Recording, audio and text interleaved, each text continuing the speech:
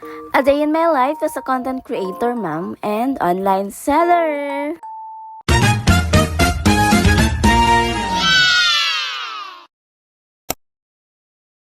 Hi guys, back again for another mini vlog. Halika kayo at samahan niyo na naman ako mapagod ngayong araw. Dahil 4 AM nga na umaga gising na ang babaeng to. Dahil nga kailangan maaga umalis ng Daddy Echo. Gumising na nga rin ako na maaga para nga maghanda ng breakfast niya. Kaso alas 6 na rin talaga siya umalis. Dahil pahirapan talaga pabangunin ito sa higaan. At this time nga, umalis na rin siya. Bali, paglabas niya, sumabay na lang din ako dito sa labasan. At habang tulog pa nga si Baby Quincy, bali, iniwan ko muna siya saglit. Don't worry, safe naman dahil nila ko naman yung mga pintuan. Dahil nga, bumili ako dito ng wrapper at kiniling sa labasan namin. Bumili nga rin ako dito ng carrots at cheese. Dahil nga, gagawa ko ng dynamite ngayon dahil sayang naman yung sili dito kundi mapapakinabangan. 10 pieces nga lang to na kinuha ko sa bahay nga nila mama dahil may dala siyang mga ilang gulay at samya. At dahil magaganda rin talaga yung sili, kaya maganda siyang gawing dynamite. Bali, pag uwi ko, nagtimpla muna ako ng kape. Dahil hindi buong araw natin kula tayong kape. Dahil coffee is life yun si ate girl. At habang nagkakape nga ako, bali, hiniwa ko na rin to at tinanggal ko na yung buto ng sili. At kapag nagluluto ng dynamite, gusto ko talaga binababad siya sa tubig. At dapat nga lahat ng ugat at buto ng sili sa loob ng sili ay matatanggal. Para kahit paano hindi siya ganun kaanghang. Yung tamang anghang lang nakakayanin ko. Alam naman yung anghang na gusto mo. Nagbalat na rin talaga ako dito ng carrot. Mga may wala tayong panggiling dito. Kaya naman mano-mano tayo maghihiwa. Hihiwain ko na lang talaga to ng maliliit. Hanggang sa ano lang ang kaya natin dahil hindi talaga natin ito matutulog at mapipino.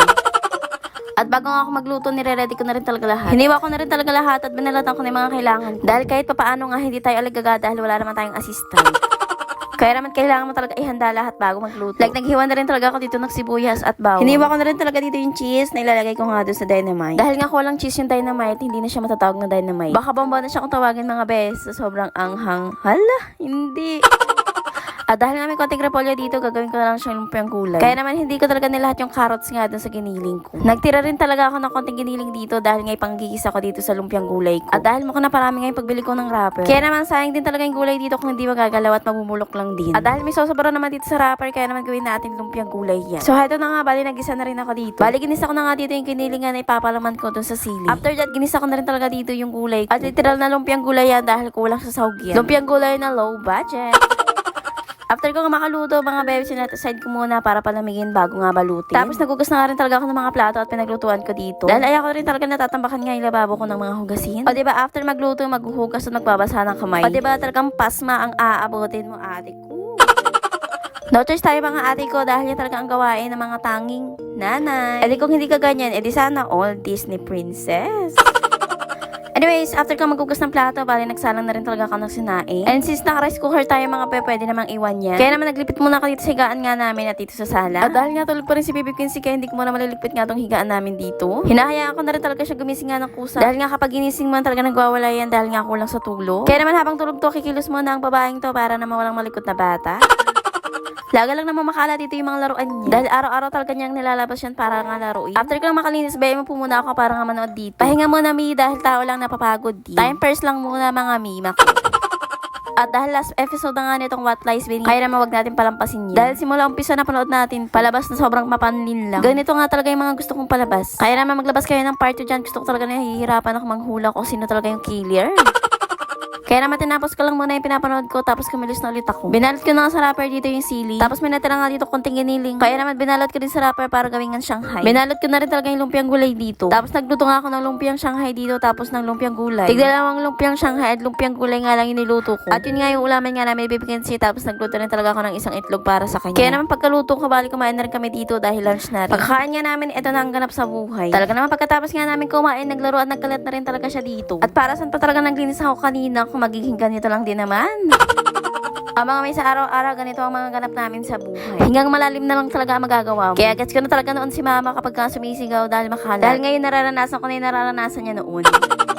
Pero mga may nagliligpit naman talaga siya ng mga kalat niya at mga laruan niya. At syempre bata pa yan, kaya naman hindi ganun kapulido ka kapag nagliligpit ng mga laruan niya. Pinainom ko na nga rin ng vitamins at hinayaan ko na lang din maglaro. At para makakilis na ulit ang babaeng to dahil tuloy na ulit ang laban. Laban ng isang ina na walang katapusang gawaing sa bahay. At eto nga, bali, inassemble ko na nga yung mga lagay ng sapatos dito sa labas ng bahay namin. Eto nga yung mga lagay ng sapatos na dala nga ni mama. Bali, hiningi ko na nga lang to dahil sayang naman kung itatapon at mapapakinabangan pa naman. At ganito na nga siya nung na-assemble ko na. O diba, napaglagyan pa talaga ng mga sapatos nga ni Baby Quincy. Nabisi lang talaga ako saglit, may bata na nga ng kalabas. Hinayaan ko na lang din talaga siya makipaglaro dito sa labas. Dahil nga magugas pa rin naman ako ng plato sa loob. Pero maya-maya nga rin talaga pinapasok ko na nga dito sa loob ng bahay. Dahil nga nakikipag-agawan nga ng laruan sa labas. Every time nga talaga na pinapayagan ko ito makipaglaro nga dito sa labas nga ng bahay namin. Pero mga ilang minuto lang din ang makakalipas. Maririnig mo na nga lang to na umiiyak. Na kung hindi ka madapa at nakikipagagawa naman sa laruan. Anyways, bali pinapasok ko na nga siya sa loob ng bahay para nga maglaro mag-isa at manood na lang din ng TV. Tapos kumilos na rin talaga ako dito sa kwarto dahil nga magpipili ako ng damit na mga dispose ko na. At dahil nga okay seller ang babae, mga mima ko, ito mga inaayos ko is pamimigay ko na lang. Giveaway na nga siya kumbaga. Kaya naman kung nakarating ka dito hanggang dito sa dulo ng video, makaswertehan ka at papunta nga sa'yo to. Isang sako na nga ito mga mi. Semi-sinakos nga siya. Kapag sinabing semi-sinakos is may okay pa tapos may hindi na. Pero yung mga hindi naman na yun mi is minimal stain siya at pwede pa siyang labhan at matatangkal pa rin talaga. Laban na rin to kaya naman pwede nyo suotin yung iba. Sa iba nga is binibenta pa rin to kahit 5 pesos or 10 pesos. Pero sa akin nga is pinamimigay ko na lang din to. Kaya naman sa may mga gusto nito, ganda lang naman po ang gagawin nyo. Please follow my page, share this video, mag-react at mag-comment. At sa comment section niya ako pipili nga na mabibigyan nito. Pero around Binangonan area lang po tayo. At only pick up lang mga mima ko dahil nga mahal ang gasolina. At ang area ko nga pala is San Juan, Binangonan, Rizal. Sa may mga gusto lang ha, kung ayaw, okay lang din naman. Dahil kung wala namang gusto dyan, bali i-donate ko na nga lang to dahil may alam rin naman ako na pagdadalhan nito. So yun lang mga be, bali mag-comment ka na dyan kung gusto mo. So hanggang dito na lang mga mima ko ang ating video dahil medyo mahaba na. So see you in my next mini vlog. So yun lang naman guys for today's video. Thank you for watching. Bye bye!